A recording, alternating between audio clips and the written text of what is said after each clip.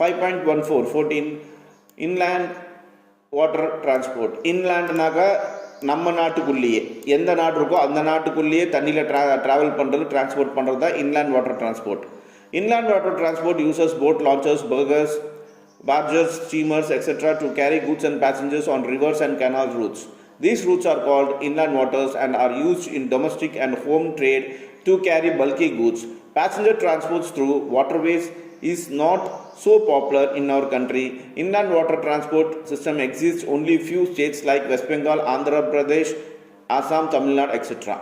So ஏற்கனவே சொன்ன மாதிரி நாட்டுக்குள்ளேயே பார்த்தீங்கன்னாக்கா ரிவர்லேயோ கெனல்லையோ டிரான்ஸ்போர்ட் பண்ணுறது இன்லேண்ட் வாட்டர் டிரான்ஸ்போர்ட்னு சொல்லுவாங்க.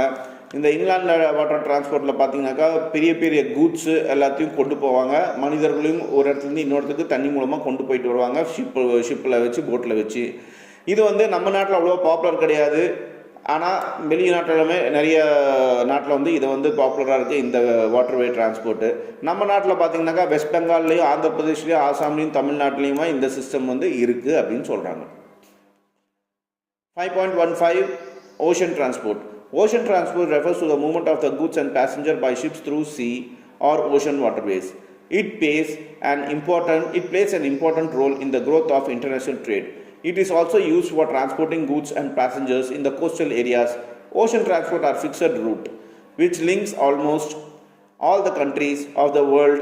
Sea transport may be of the following two types: coastal shipping, overseas shipping. சரி, இந்த ஓஷன் டிரான்ஸ்போர்ட் என்ன சொல்கிறாங்கனாக்கா, ஒரு நாட்டோட பவுண்டரியிலேருந்து இன்னொரு நாட்டு பவுண்டரிக்குள்ளே போகணுன்னாக்கா அது பேர் ஓஷன் டிரான்ஸ்போர்ட் அப்படின்னு சொல்கிறாங்க.